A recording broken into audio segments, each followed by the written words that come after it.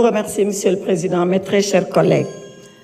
En ce jour où nous sommes ici réunis, notre Assemblée nationale a rendez-vous avec l'histoire. Elle a rendez-vous avec l'histoire parce qu'il nous est demandé de poser un acte grave et solennel en enlevant l'immunité parlementaire d'un collègue député. Serions-nous, mes chers collègues, à la hauteur de la gravité de l'acte qu'il nous a été demandé de poser? Je l'espère.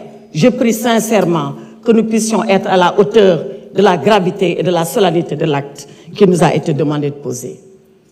Dans son épître aux Corinthiens, l'apôtre Paul, martyr de la foi, disait ceci à ses fidèles. Si le ministère de la condamnation est glorieux, le ministère de la justice est encore plus glorieux que celui de la condamnation. Oui, il avait tout à fait raison.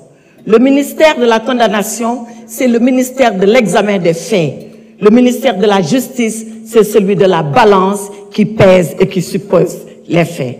Avons-nous été justes avec notre collègue? Avons-nous pesé et supposé avant de prendre la décision?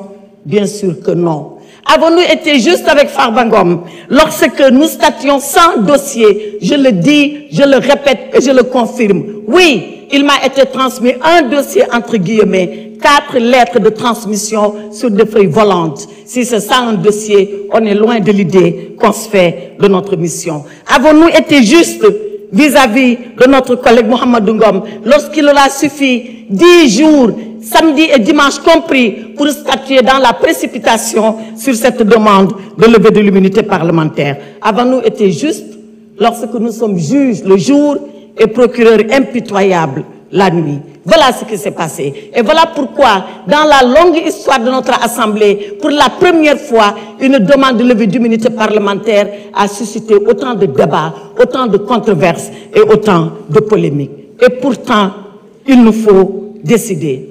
Il nous faut décider parce que nous sommes l'Assemblée nationale. Il nous faut décider parce que nous sommes les représentants que le peuple a envoyés ici à notre place. Il nous faut décider parce que nous devons être une assemblée juste, une assemblée nationale, une assemblée souveraine et une assemblée de rupture, comme on l'a promis aux Sénégalais.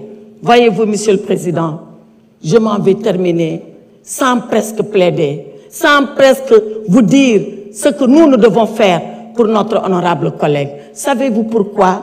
Parce que notre honorable collègue n'a jamais voulu venir ici pour demander une quelconque protection. Il ne l'a jamais demandé parce que dans le Fouta lointain d'où nous sommes originaires, il nous a appris une chose. Il nous a été appris là-bas que vivre dans la peur est un échec de la vie. Nous n'avons pas peur, nous, de la mort. Et c'est pour ça que nous n'avons pas peur de la vie. Et Mohamedou Ngom est prêt à affronter la vie parce qu'il sait qu'il va affronter un jour la mort. Sousi maya, kuli maya, sous maya, minen ko dum min jangina, ko dum min gandi, ko dum min muynina, ko dum wala men bibbi futankobe. Farbinu sousi mo wour, obi sousi mawo may, te dum do ma gas ender Sénégal, min jabata ha ila yawmi dini, penali in pawe edo wamen, min jabata ha ila yawmi dini, gonga men ina tete. Ici, dans cette assemblée, l'honorable Farba Ngom a confié son sort à Allah subhanahu wa ta'ala. C'est le seul juge, c'est le dernier juge et c'est le meilleur juge. C'est le juge qui jugera ceux-là qui ont jugé. Jugeons pendant que nous pouvons encore le faire. Jugeons pendant que le peuple sénégalais nous regarde. Jugeons pendant que nous sommes là, face à notre conscience. Le reste appartiendra à l'histoire et l'histoire jugera Mohamedou Ngom. Je vous remercie.